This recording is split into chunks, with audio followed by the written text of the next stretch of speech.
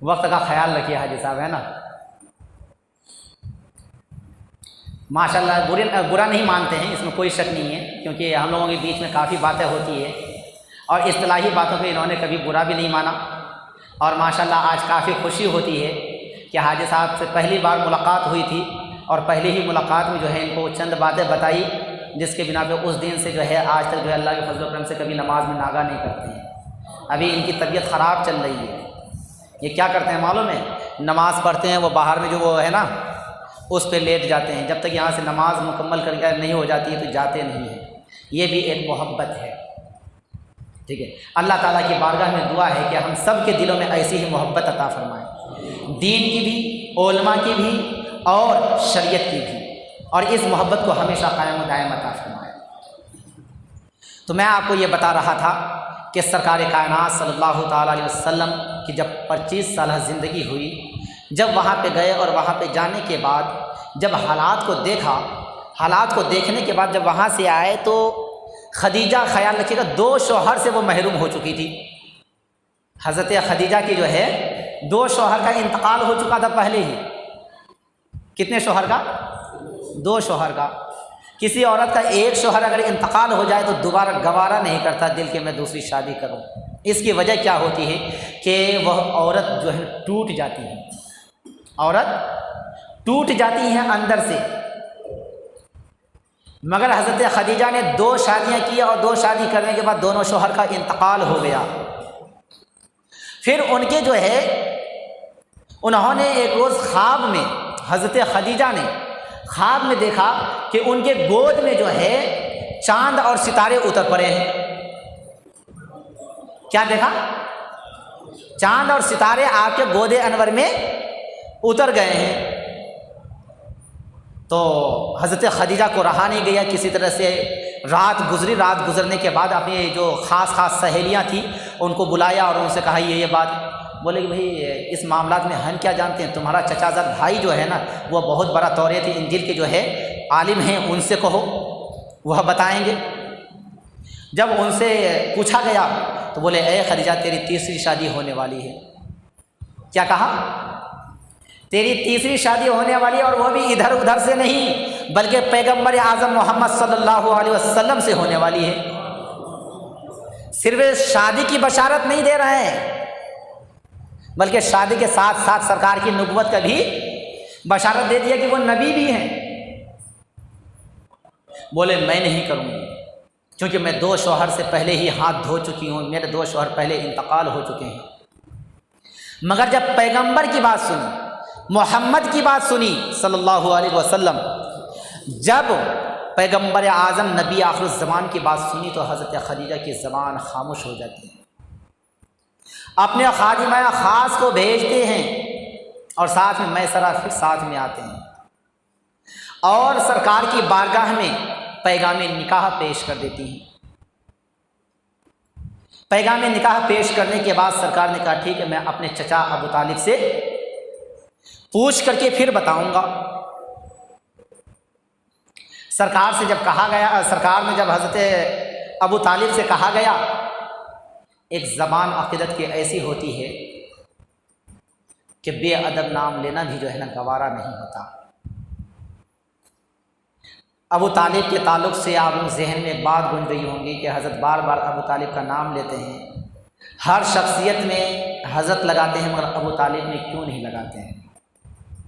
تو سب سے پہلے نکاح سے پہلے جو ہے نا یہ بات بتا دوں تاکہ ذہن میں جو ہے میری بھی ذہن صاف ہو جائے اور آپ کی ذہن بھی صاف ہو جائے۔ ابو طالب کے پیچھے حضرت اس وجہ سے نہیں لگایا جاتا ہے کہ ابو طالب نے ایمان نہیں لایا تھا، ابو طالب نے ایمان نہیں لایا تھا، اور جب آپ کا ابو طالب کا انتقال کا وقت آیا تو اس ٹائم میں ابو جہل اور اس کے ساتھ 3-4 آدمی اور تھے، وقت انتقال وہاں پہ موجود تھے۔ سرکار نے کہا اے چچا آپ صرف اتنا کہہ دو قولوا لا الہ الا اللہ۔ کیا کہا تھا؟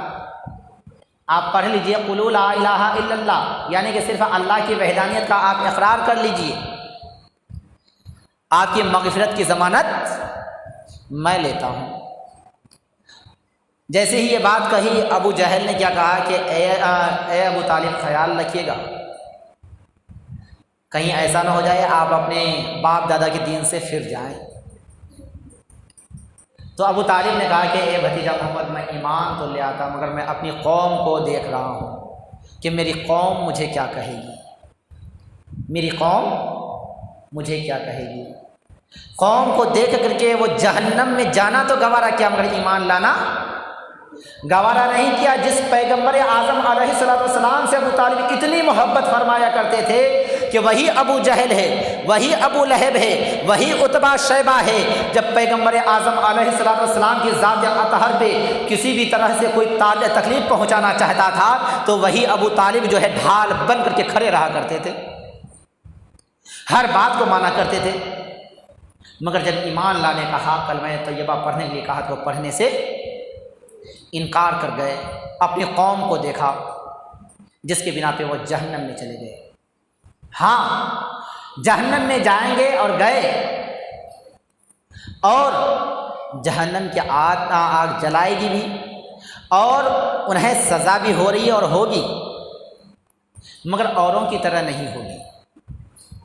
انہوں نے سرکار کائنات صلی اللہ تعالی وسلم کے ساتھ شفقت کیا ہے، محبت سے پیش آیا ہے، ان کی پرورش کیا ہے، اور انہیں ہر حالات میں جو ہے اچھی طرح سے رکھا ہے، تو ان کو عذاب تو ہوگا، مگر کیسا عذاب ہوگا؟ سب سے کم عذاب ہوگا۔ کتنا عذاب ہوگا؟ بولیے، زور سے بولیے تاکہ زبان پہ آ جائے۔ سب سے کم عذاب ہوگا، اور سب سے کم عذاب میں کیا ہوگا معلوم ہے آپ کو؟ آگ کی جوتی پہنائی جائے گی، آگ کی جوتی پہنائی جائے گی ابو طالب کو۔ اب بتائیے، آپ اگر کبھی خاص طور پہ وہ حضرات جو کھیت وغیرہ میں جاتے ہیں اور دھوپ کا گرمی کا موسم ہو، اگر چپل کو کھول دیں، زمین پہ اگر قدم رکھیں تو تلوا جلتے ہیں گرماہٹ سے، مگر وہ گرماہٹ کہاں فوراً آ جاتا ہے؟ دماغ میں چڑھ جاتا ہے۔ چڑھتا ہے دماغ میں یا نہیں؟ دماغ کھولنے لگتا ہے۔ اب بتائیے، ایک ادنا سی جو ہے دھوپ کی وجہ سے یہ حال ہوتا ہے، تو جہنم کی آگ کی جوتی پہنائی جائے گی ابو طالب کو، ان کا حال کیا ہوگا؟ تو بہرحال اسی بنا پہ جو ہے ان کے نام کے پیچھے جو ہے حضرت نہیں لگایا جاتا ہے۔ اب جو ہے نکاح ہو جاتا ہے، شادی ہو جاتی ہے۔ شادی ہونے کے بعد جو ہے معلوم ہے حضرت خدیجہ کے پاس کتنے سونے چاندی تھے، مال خزانے کتنے تھے۔ جب نکاح ہو گیا، نکاح ہونے کے بعد جتنے مال خزانے تھے سرکار کے قدموں میں حضرت خدیجہ نے ڈال دیا۔ کن کے قدموں میں ڈال دیا؟ ہمارے آقا کے قدموں میں ڈال دیا۔ اور اتنے خزانے تھے کہ ایک ڈھیر لگائی گئی سونے کی۔ کیا لگائی گئی؟ ڈھیر لگایا گیا، ایک ڈھیر سونے کا، ایک دوسرا چاندی کا، اور کتنا چھوٹا موٹا ڈھیر نہیں، یعنی کہ اتنا بڑا ڈھیر تھا کہ ایک طرف ایک آدمی ہے تو دوسرے طرف جو دوسرے آدمی ہے وہ ایک آدمی دوسرے آدمی کو نہیں دیکھ سکتا۔ اس سے اندازہ لگائیے کہ کتنا موٹا ڈھیر تھا، ٹھیک ہے؟ تو لہٰذا اتنا زیادہ سونا اور چاندی ہونے کے باوجود بھی جو ہے حضرت خدیجہ کے دل میں تکبر اور گھمنڈ نہیں تھا۔ اب ہم اپنا جائزہ لیں، اپنی ماں بہنوں کا جائزہ لیں۔ اگر 1,00,000 روپے نہیں، اگر 10-20 ہزار روپے ہماری ماں بہنوں کے پاس اکٹھے ہو گئے نا، تو اپنے شوہر کی تو ایسی کی تیسی کر کے رکھ دیتے ہیں۔ ان کو شوہر نہیں، شوہر کو غلام سمجھنے لگتی ہیں۔ اور اگر شوہر کے پاس صرف زیادہ نہیں 50,000 یا 1,00,000 روپے آ گئے، وہ تو یہ سوچیں گے کہ بگری میں مجھ سے بڑا بادشاہ کوئی ہے ہی نہیں، بگری میں مجھ سے بڑا دادا تو کوئی ہے ہی نہیں۔ گھمنڈ اور تکبر میں اتنے چور ہو جائیں گے کہ وہ کسی کو اپنے سے بڑا سمجھنا ہی گوارا نہیں کریں گے۔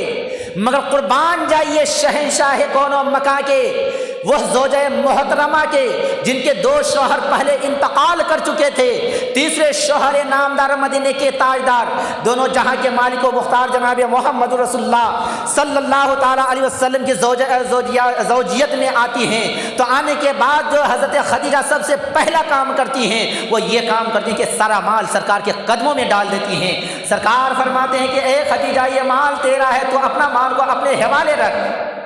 خدیجہ کہتی ہیں کہ اے میرے شوہر نامدار، اے مدینے کے تاجدار، اے دونوں جہاں کے مالک و مختار، اے جناب محمد رسول اللہ صلی اللہ علیہ وسلم، جب تک میں اکیلی تھی یہ مال میرا تھا، کیونکہ میرے اوپر کوئی وارث نہ تھا، مگر اب میرا وارث ہو چکا ہے۔ جب میرا وارث ہو چکا ہے تو بھلا میرے مال کا وارث کیسے نہ ہو، لہذا آپ میرے بھی وارث ہیں اور میرے مال کے بھی وارث ہیں۔ اب اس مال سے مجھے کوئی مطلب نہیں، کوئی لینا دینا نہیں۔ اے محمد، یہ مال کو جو چاہیں آپ کریں، اور پیغمبر اعظم صلی اللہ تعالی علیہ وسلم کی اس زوجہ محترمہ کی محبت تو دیکھیے، سرکار کائنات کی اس زوجہ محترمہ کی عقیدت تو دیکھیے۔ اس ٹائم میں سرکار کائنات صلی اللہ تعالی علیہ وسلم کی 25 سال کی زندگی عمر شریف، اور حضرت خدیجہ کی 40 سال کی عمر تھی، اور یہاں پہ ہونے کے بعد بھی خدیجہ چاہتی تو یہ سوچ سکتی تھی کہ پیغمبر اعظم محمد کی عمر تو صرف اور صرف 25 سال کی ہے اور میری عمر 40 سال کی ہے، کہیں ایسا نہ ہو جائے یہ مال کو لے کر کے محمد کی ذہن بدل جائے، یہ مال کو لے کر کے محمد مجھ سے دور نہ ہو جائے، یہ مال کو لے کر کے محمد مجھ سے دوری حاصل نہ کر لے، یہ محمد میرے مال کو لے کر کے لٹا کر کے اور مجھے تنہا بے سہارا نہ چھوڑ دے۔ قربان جائیے، کبھی ایسی ذہن بعد میں نہیں لی، بلکہ خدیجہ نے کہا اے میرے شوہر نامدار، آپ جس حال میں رکھو گے خدیجہ اس حال میں رہنے کے لیے تیار ہے۔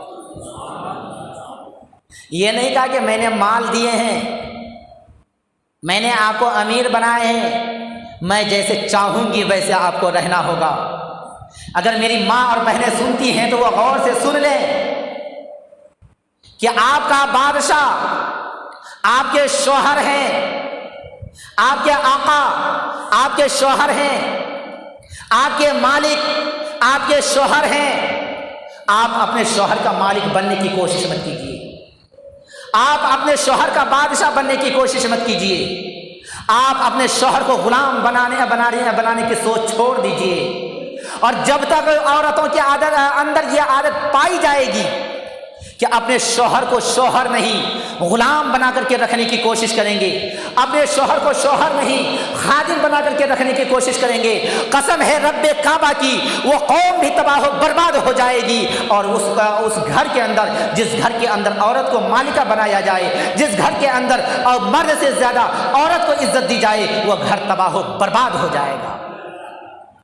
عزت دینا عورتوں کو غلط نہیں، مگر مردوں کو ذلیل کرنا بہت ہی بڑا جرم ہے۔ اس وجہ سے مردوں کو مرد کے مقام پہ رہنے دو۔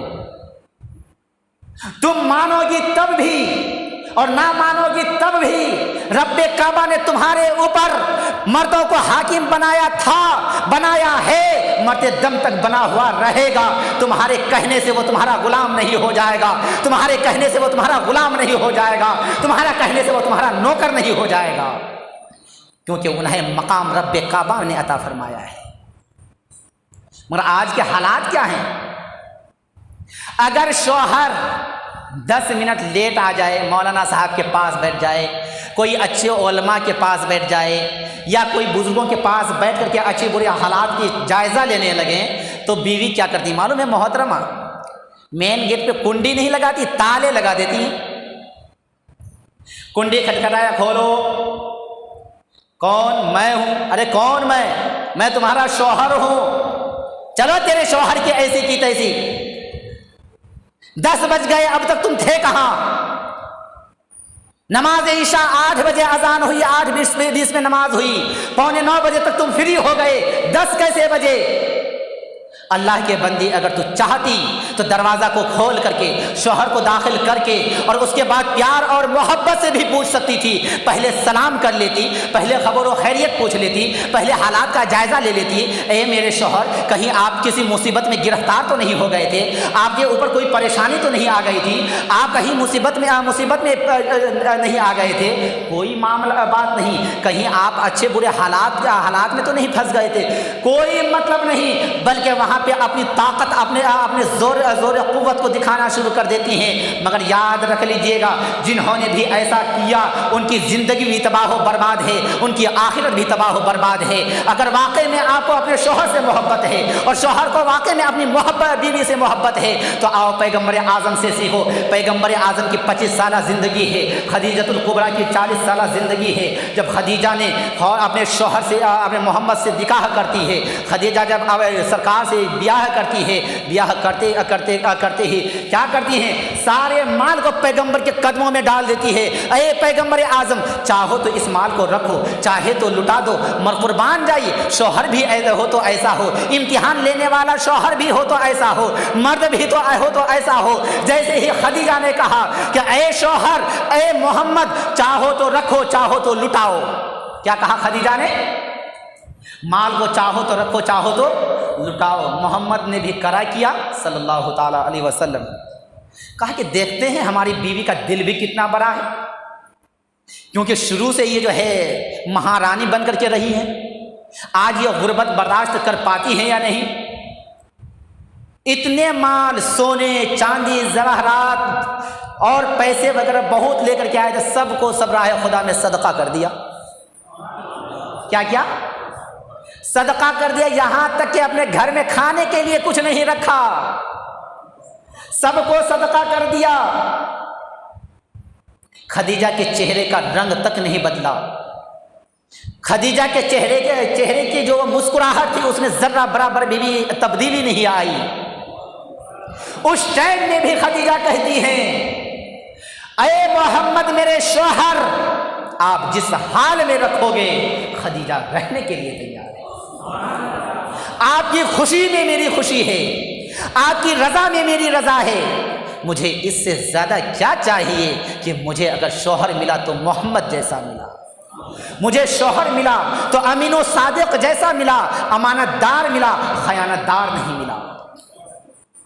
مجھے اگر شوہر ملا تو صابر ملا، لالچی نہیں ملا۔ اے محمد صلی اللہ علیہ وسلم، آپ جس حال میں رکھو گے رہیں گے۔ اس دن سے لے کر کے جب تک خدیجہ سیدہ رضی اللہ تعالی عنہا کی حیات رہی، کبھی بھی چہرے پہ حضرت خدیجہ کے مالی حالات کی وجہ سے کبھی چہرے پر شکن نہیں آئی۔ جب بھی شکن آئی کس بنا پر آئی معلوم ہے آپ کو؟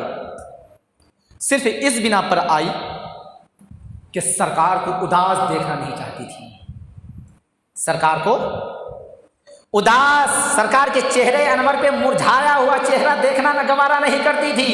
جیسے ہی سرکار کے چہرے انور کو مرجھائے ہوئے دیکھتی تھی، پریشان حال دیکھتی تھی، حضرت سیدہ خدیجہ الکبریٰ ان کے چہرے پہ مسکان لانے کی کوشش کرتی تھی، اور جیسے ہی مسکان لانے کی کوشش کرتی تھی اور مسکان لانے کے بعد فوراً جو ہے فوراً کرتی کیا تھی کہ فوراً جو ہے جب سرکار دیکھتے تھے نہیں مسکراتے تھے تو فوراً حضرت سیدہ خدیجہ کے چہرے آنکھیں مبارک میں آنسو آ جایا کرتے تھے۔ کیا آتے تھے؟ آنسو آتے تھے، اور آنسو آتے ہی اے خدیجہ تو روتی کیوں ہے؟ اے محمد آپ کو معلوم ہے کہ آپ کے آنکھیں مبارک میں آنسو اور چہرے انور پہ اداسی خدیجہ کبھی گوارا نہیں کرتی۔ اتنا کہنا ہوتا ہے کہ پیغمبر اعظم کے چہرے پہ مسکان آ جاتی ہے۔ سرکار کائنات صلی اللہ تعالی علیہ وسلم نے 11 شادیاں کی۔ کتنی؟ 11 شادیاں کی، مگر اس شرط پہ فرمائی 11 نکاح کہ جب تک خدیجہ رہی، سیدہ خدیجہ جب تک دنیا کے اندر حیات سے رہی، دوسری شادی آپ نے نہیں فرمائی، دوسرا نکاح آپ نے نہیں فرمایا۔ حضرت خدیجہ رضی اللہ تعالی عنہا کے وصال با کمال کے بعد پھر آپ نے باقی نکاح فرمائی۔ لہذا میں خود بھی چاہتا ہوں اور آپ لوگوں سے بھی گزارش کرتا ہوں اور میں اپنی ماں اور بہنوں سے بھی مؤدبانہ اپیل کرتا ہوں کہ آپ بھی اپنے شوہر سے ایسے ہی محبت کیجیے جیسے کہ حضرت خدیجہ نے اپنے شوہر پیغمبر اعظم سے فرمایا، اور مردوں سے میں گزارش کروں گا کہ آپ بھی ایسے اپنے بیوی سے محبت کیجیے جس طرح سے سرکار کائنات صلی اللہ تعالیٰ علیہ وسلم نے اپنی بیوی خدیجہ سے اور ان کے علاوہ تمام بیویوں سے، تمام ازواج مطہرات سے محبت فرمائی۔ دو چار باتیں اونچ نیچ کی ہوتی ہے گھروں میں میاں بیوی کے درمیان، اس کا مطلب یہ نہیں کہ ہم جو ہے اس کو جو ہے کوئی موضوع بنا کر کے ایک دوسرے کے اوپر لعن و طعن کریں۔ اگر بیوی بول رہی تو شوہر کا حق بنتا ہے چپ ہو جائیں۔ اگر برداشت سے باہر ہو رہا ہے، گھر سے باہر نکل جائیے 10 منٹ 15 منٹ آدھا گھنٹہ کے لیے، غصہ ٹھنڈا ہوگا آ جائیے۔ اگر بیوی بول رہی ہے، شوہر بول رہے ہیں تو بیوی کا حق بنتا ہے کہ گھر میں اگر نیچے اوپر کمرہ ہے تو نیچے اگر شوہر ہے تو آپ اوپر چلے جائیے، اگر اوپر شوہر ہے تو آپ نیچے آ جائیے۔ پھر بھی آپ سے برداشت نہیں ہوتا ہے تو 10 منٹ آدھا گھنٹہ کے لیے گھر سے باہر چلے جائیے، مگر غصہ میں نہیں، محبت میں، نفرت میں نہیں، عقیدت میں، تاکہ ہم باہر جائیں گے میرے شوہر کی محبت بھی میرے دل میں قائم و دائم رہ جائے گی، میرے شوہر کے بھی دل میں میری محبت رہ جائے گی اور گھر بنا کا بنا رہ جائے گا۔ لہٰذا ہم مسلمان ہیں، پیغمبر اعظم کو ماننے والے ہیں، چاہنے والے ہیں، ہم آپ سے گزارش کرتے ہیں کہ سیرت مصطفیٰ کو اپنے تختی دل پر اتاریے۔ اللہ تعالیٰ کی بارگاہ مقدسہ میں دعا ہے کہ مولا ہمیں بولنے میں، آپ حضرات کو سننے میں کسی بھی قسم کی کوئی غلطیاں ہوئی ہو تو اپنے فضل و کرم سے معاف عطا فرمائے، اور اس سب سے پہلے مجھے خود کو اس بیان پہ عمل کرنے کی توفیق عطا فرمائے، میرے بعد میرے تمام مسلمان بھائی بہنوں کو عمل کرنے کی توفیق و رفیق عطا فرمائے۔ استغفر اللہ ربی من کل ذنب واتوب الیہ۔ انشاءاللہ تعالیٰ آگے کل سے انشاءاللہ تعالیٰ اعلان نبوت سے آگے میں بیان کرنے کی کوشش کروں گا۔